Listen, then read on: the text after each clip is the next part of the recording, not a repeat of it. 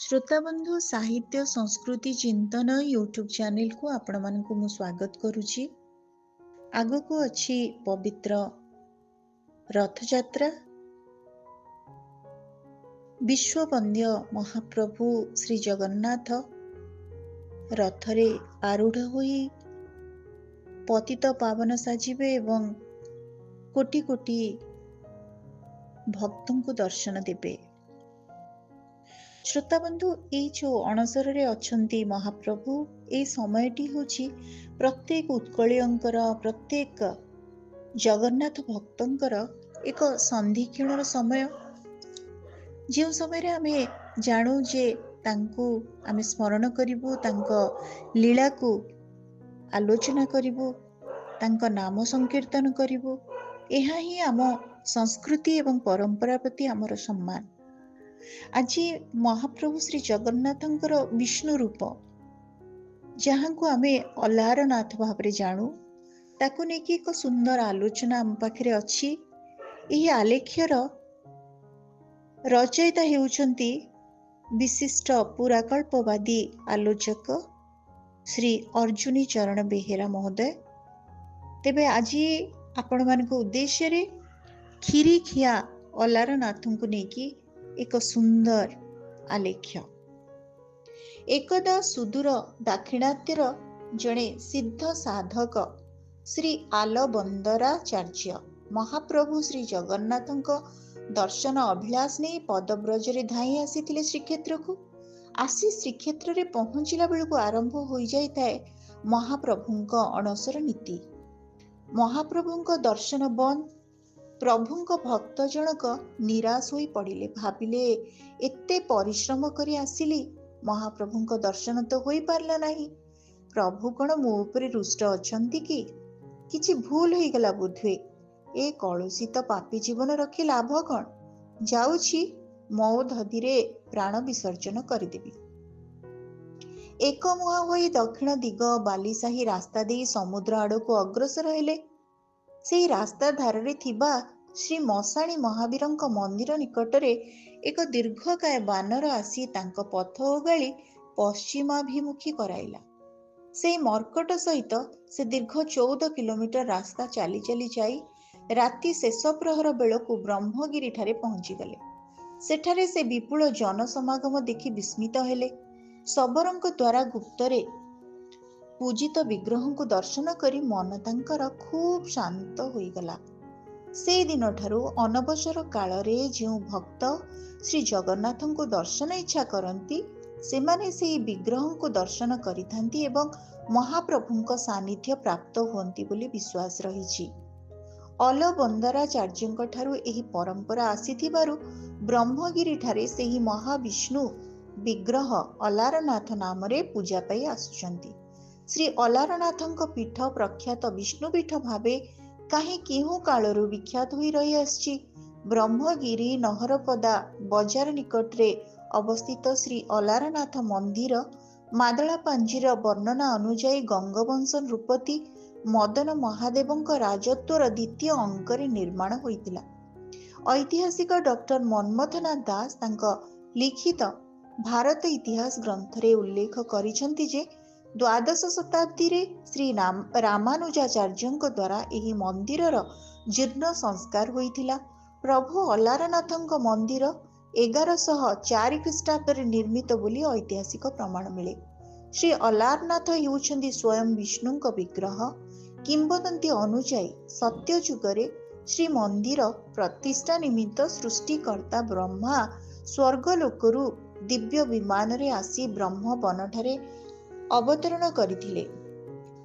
ब्रह्मवन अधुना ब्रह्मगिरी भावरे जणा। पितामह एठारे पहुंची एक बालुबंत ठारे नारायणଙ୍କ मूर्ति स्थापन करी नीलाचल यात्रा करथिले। गवेषक माने कहंती अलारनाथ शब्द एक द्राविड़ शब्द आलोया नाथरू उद्भव होईछि। आलोयार अर्थ हेउछि भक्त। भक्तଙ୍କ नाथ होइथिबारु से आलोयार नाथ। यही शब्द परे अपभ्रंश हुई अलारनाथ होईछि। मुख्य मंदिर गर्भगृह कला मुगुनी पत्थर निर्मित एक 1 ଫୁଟ ଉଚ୍ଚତାର ବେଦୀ ଉପରେ ପୂଜିତ ଶ୍ରୀ ଅଲାରନାଥଙ୍କ ବିଗ୍ରହ, 5 ଫୁଟ ଉଚ୍ଚର ତୋରଣ ବେଷ୍ଟିତ ଶ୍ରୀ ନାରାୟଣ ମୂର୍ତ୍ତି, ସୂକ୍ଷ୍ମ କାରୁକାର୍ଯ୍ୟ ସମ୍ପନ୍ନ ତୋରଣ ସହ ବିଗ୍ରହ ଗୋଟିଏ ଖଣ୍ଡ କଳା ମୁଗୁନି ଶିଳାରେ ନିର୍ମିତ। ବାମ ପାର୍ଶ୍ୱରେ ରହିଛନ୍ତି ଅଷ୍ଟଧାତୁ ନିର୍ମିତ ଶ୍ରୀଦେବୀ, ଡାହାଣକୁ ରହିଛନ୍ତି ଭୂଦେବୀ। ଏହି ଦୁଇ ବିଗ୍ରହକୁ କେହି କେହି ମଧ୍ୟ ଶ୍ରୀକୃଷ୍ଣଙ୍କ ପାଟବଂଶୀ ରୁକ୍ମିଣୀ ଏବଂ ସତ୍ୟଭାମା ବୋଲି କହିଥାନ୍ତି। ଏହି ତୋରଣର ମଧ୍ୟ ଭାଗରେ ଗୋପୀ ଶ୍ରେଷ୍ଠା ଲଳିତା ଓ ବିଶାଖା ଚାମର ହସ୍ତରେ ବିଦ୍ୟମାନ ଅଛନ୍ତି। ତୋରଣ ଊର୍ଦ୍ଧ୍ୱ ଭାଗରେ ଦୁଇ ପାର୍ଶ୍ୱରେ ବିରାଜମାନ କରିଛନ୍ତି ବ୍ରହ୍ମା ଏବଂ ଶିବ। ଅଲାରନାଥଙ୍କ ବାମ ଉପର ହସ୍ତରେ ପାଞ୍ଚଜନ୍ୟ ଶଙ୍ଖ, ଦକ୍ଷିଣ ହସ୍ତରେ ଚକ୍ର ସୁଦର୍ଶନ, ନିମ୍ନ ବାମ ହସ୍ତରେ କୌମୋଦିକୀ ଗଦା ଏବଂ ନିମ୍ନ ଦକ୍ଷିଣ ହସ୍ତ ପଦ୍ମ ସହିତ ଅଭୟ ମୁଦ୍ରାରେ ରହିଛି। କମନୀୟ ଅଲାରନାଥଙ୍କ ବିଗ୍ରହ ପାଦଦେଶରେ ଯୋଡ଼ହସ୍ତ ହୋଇ ଗରୁଡ଼ ବିଜେ କରିଛନ୍ତି। ଶ୍ରୀ ଅଲାରନାଥ ମହିମା ପୁସ୍ତକ ଅନୁଯାୟୀ ଗରମ କ୍ଷୀରି ସେବନ କାଳରେ ପ୍ରଭୁଙ୍କ ଉପରେ କ୍ଷୀରି ପଡ଼ି ତାଙ୍କ ହସ୍ତ, ମୁଖ ଓ ବକ୍ଷ ଦେଶରେ ଫୋଟକା ଚିହ୍ନ ରହିଛି। ମନ୍ଦିର ବେଢ଼ାରେ 18 ଫୁଟ ଉଚ୍ଚତାର ଗୋଟିଏ ମଣ୍ଡପ ଆକୃତି ମନ୍ଦିର, 6 ଫୁଟ ଲମ୍ବ ପ୍ରସ୍ଥ ବିଶିଷ୍ଟ ଏକ ବଉଳମାଳା ପ୍ରସ୍ତରରେ ଚିତ୍ରିତ ଶ୍ରୀ ଚୈତନ୍ୟ ମହାପ୍ରଭୁଙ୍କ ସର୍ବାଙ୍ଗ ଚିହ୍ନ ଦୃଶ୍ୟମାନ ହେଉଛି। କୁହାଯାଏ ଚୈତନ୍ୟ ମହାପ୍ରଭୁ ଏକଦା ଅଣସର କାଳରେ ଶ୍ରୀ ଜଗନ୍ନାଥଙ୍କ ଦର୍ଶନ ନ ପାଇ ଏଠାରେ ଅଲାରନାଥଙ୍କୁ ସାଷ୍ଟାଙ୍ଗ ପ୍ରଣିପାତ ପୂର୍ବକ ଦର୍ଶନ କରିଥିଲେ। ଏହି ଶିଳାରେ ତାଙ୍କ ଶରୀରର ଚିହ୍ନ ରହିଯାଇଛି। ଏହି ମନ୍ଦିରଟି 1923 ମସିହାରେ ଜନୈକ ଦାତାଙ୍କ ଅର୍ଥରେ ନିର୍ମିତ ହୋଇଥିଲା ଓ 1986 ମସିହାରେ ମନ୍ଦିରର ଜୀର୍ଣ୍ଣ ସଂସ୍କାର କରାହୋଇଛି। ଶ୍ରୀ ଜଗନ୍ନାଥଙ୍କ ମନ୍ଦିରରେ ପାଳିତ ହେଉଥିବା ସବୁ ନୀତିକାନ୍ତି, ପର୍ବପର୍ବାଣୀ ଓ ବୈଷ୍ଣବୀୟ ପରମ୍ପରା ଶ୍ରୀ ଅଲାରନାଥଙ୍କ ପୀଠରେ ପାଳିତ ହୋଇଥାଏ। ଶ୍ରୀ ଅଲାରନାଥ ଦେବଙ୍କ ବେଶର ପରମ୍ପରା ମଧ୍ୟ ଖୁବ୍ ଚମତ୍କାର। ଏହି ବେଶ ଦୁଇ ପ୍ରକାରର, ଯଥା ଦୈନନ୍ଦିନ ବେଶ, ଉତ୍ସବ ଭିତ୍ତିକ ବେଶ। ପ୍ରଭୁଙ୍କର ଚନ୍ଦନ ଚର୍ଚ୍ଚିତ ନିତ୍ୟ ବଡ଼ସିଂହାର ବେଶ ଅତୀବ ମନୋଲୋଭା।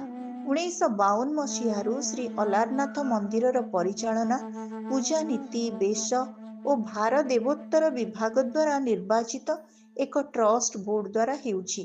ଓଡ଼ିଶାର ଏକ ପ୍ରଖ୍ୟାତ ବିଷ୍ଣୁପୀଠ ଭାବରେ ଶ୍ରୀ ଅଲାରନାଥ ଦେବଙ୍କ ପ୍ରସିଦ୍ଧି କେଉଁ ସ୍ମରଣାତୀତ କାଳରୁ ରହିଆସିଛି।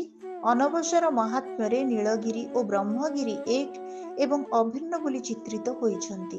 ଉଭୟ ଶ୍ରୀ ଅଲାରନାଥ ଓ ମହାପ୍ରଭୁ ଶ୍ରୀ ଜଗନ୍ନାଥଙ୍କ ରୂପରେ ସ୍ୱୟଂ ବିଷ୍ଣୁ ଏହି ପବିତ୍ର କ୍ଷେତ୍ରରେ ବିରାଜମାନ ପୂର୍ବକ ମାନବୀୟ ଲୀଳା ପ୍ରଦର୍ଶନ କରି ସାଧୁ ଭକ୍ତ ଗଣଙ୍କୁ ଆଶୀର୍ବାଦ ପ୍ରଦାନ କରୁଛନ୍ତି।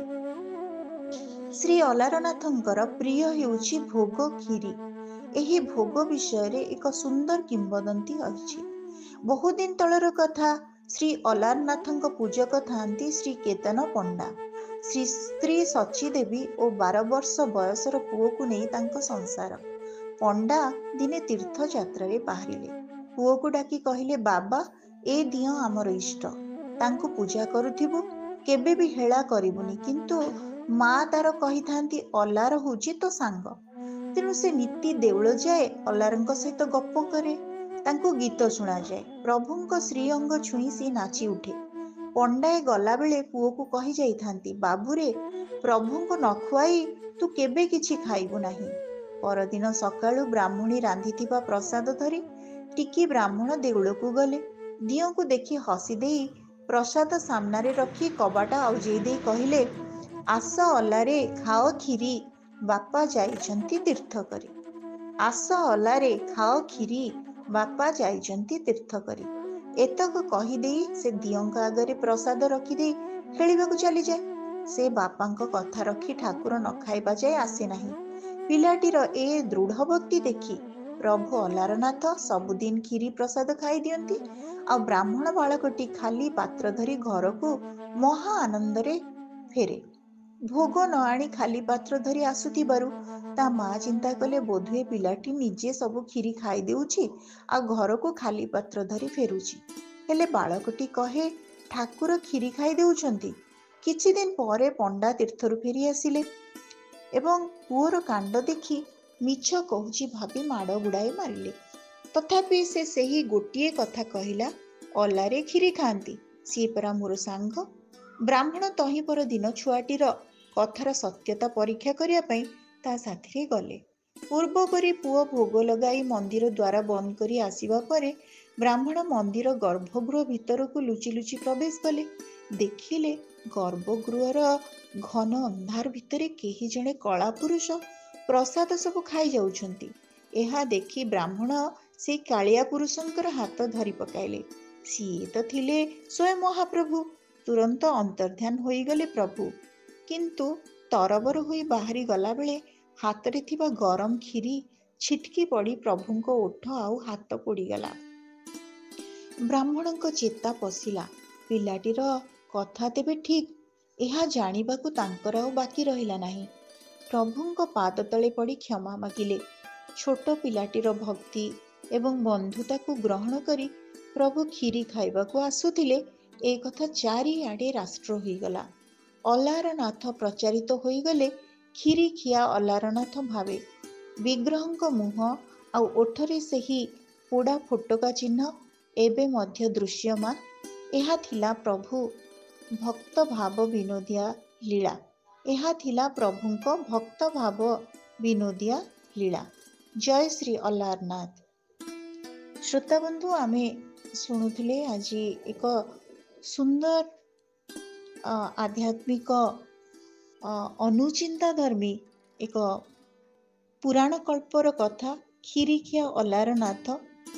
କିମ୍ବଦନ୍ତୀ ହଉ କିମ୍ବା ପୁରାଣ କଳ୍ପ ହଉ, ଯାହାକୁ ଶୁଣିଲେ ଆମେ ଅଭିଭୂତ ହେଉ।